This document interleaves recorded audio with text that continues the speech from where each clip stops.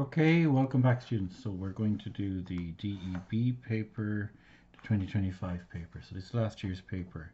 So straight away we see a stem and leaf tree where the one there is redundant, it's not doing anything.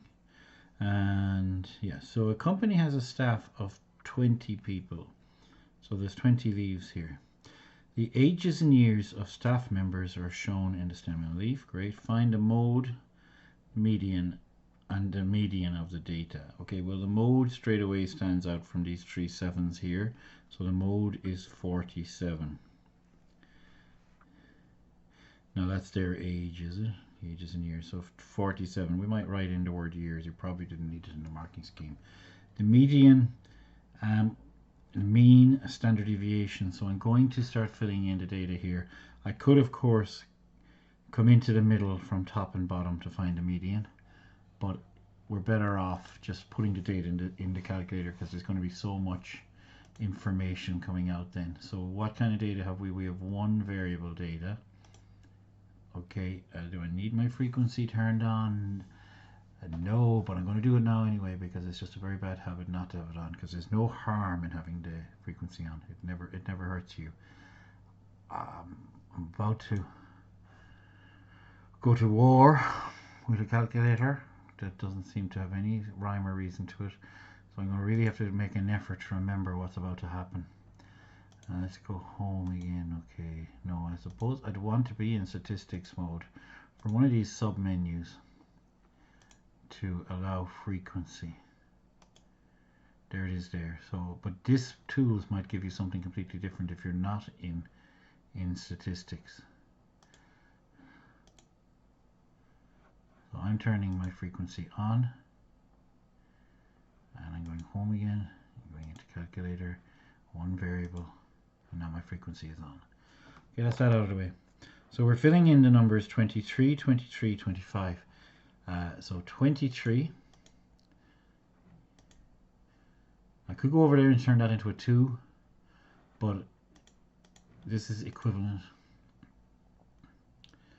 You might ask, why on earth did I turn on the frequency? Well, it's just a bad habit not to have it on.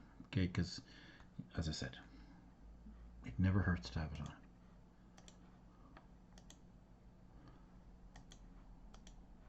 So this is a little bit tedious, but you might just want to work your way through them. Have some sort of a system. Watch out for repeats when we get to the 47 because it's dangerous, because you might not put them all in.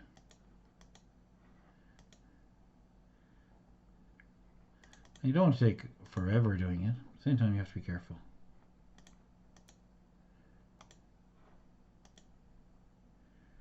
And we're on to the 40, so try and speed up now. 40, 42. In future calculate your actual physical calculator here too. You'd be working slightly quicker. So where was I? I was at that second 42, 44. And you know what? When we get to this 47, let's take advantage of that frequency 3.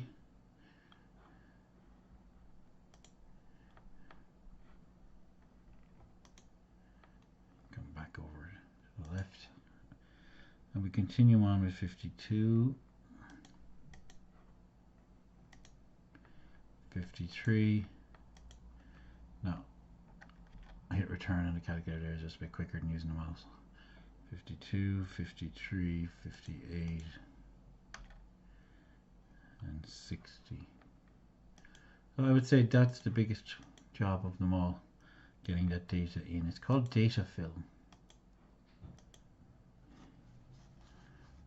Okay, filling data into a computer, and it basically doesn't really happen very often, as in any computer that doesn't capture its own data. Your data fill is probably a bit old-fashioned, but anyway, it's done now. We're looking for a median. To do that, you go shift execute, and there's nothing here to show you that that is a likely, you know, when I fumbled upon it, it was purely accidental, or I think one of my students showed it to me. Shift execute. And now we have a chance to look at the one variable results. Okay, so we'll go for that. There's a pile of information here. This one with the bar on top is the symbol for the mean of x, 40.35.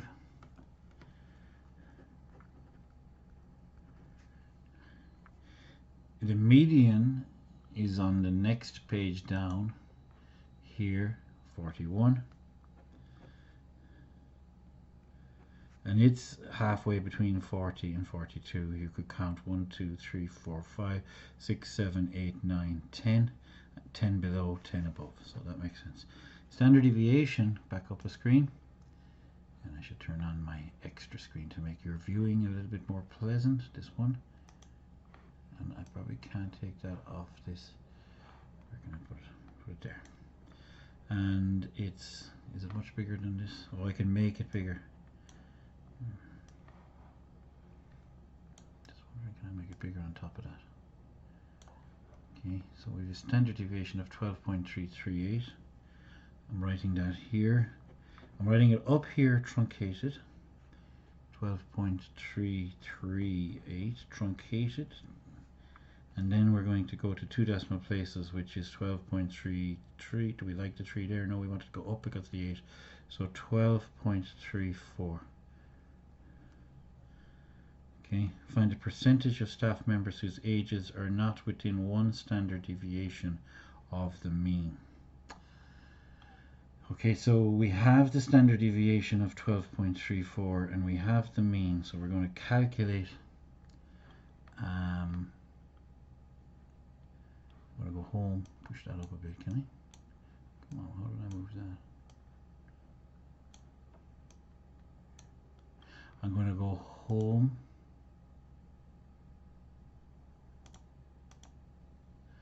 And home, get there eventually. And I'm going to add 40.35 and 12.34 to get my number, to get my cutoff point.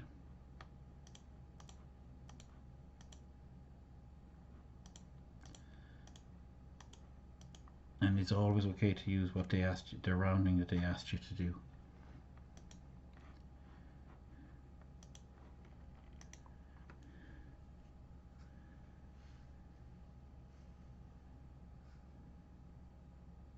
Now, by the way, you can't use the 68% rule here because this isn't. A few problems. One is it's skewed, so you can't use the. I wonder did they mean that, but you shouldn't.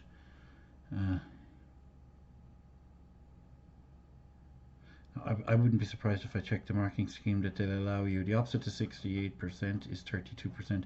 If they'll allow you to take 32% of all of this, I'm going to have to check that marking scheme. But it's not actually good maths. I am thinking that's probably what they mean because, yeah, okay, so I'm going to do that. So 32, find the percentage of staff members whose ages are not within one standard deviation of the mean. So I might just say 32%, but it's unlikely to be correct. So if I was to go with this figure, 40, well, let's add these in with mental maths. 40 and 12 is 52, and 0.3 and 0.3 is 52.6, just say approximately, which basically means our cutoff is 52. So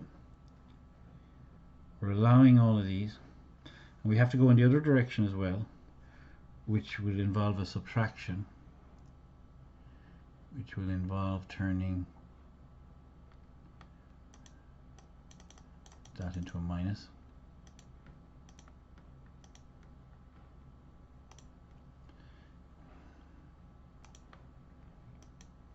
Just 28.1, so we're not allowed to get to. So where does it? What does that mean about this? 23, 23, 25, 27, 29 is allowed. They're not allowed.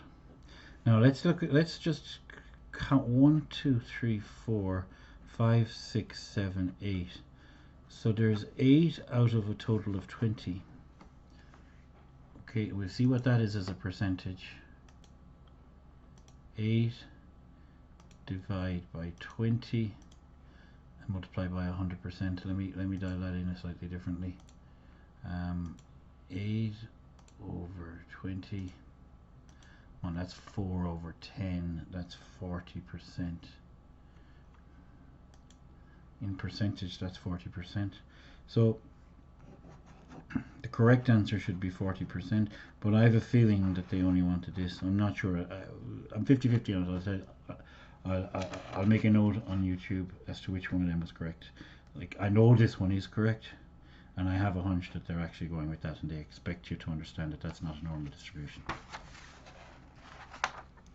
Okay, so I'm going to post this. Keep it in bits and pieces. That's one full question. Question 1, A and B. See you in the next one.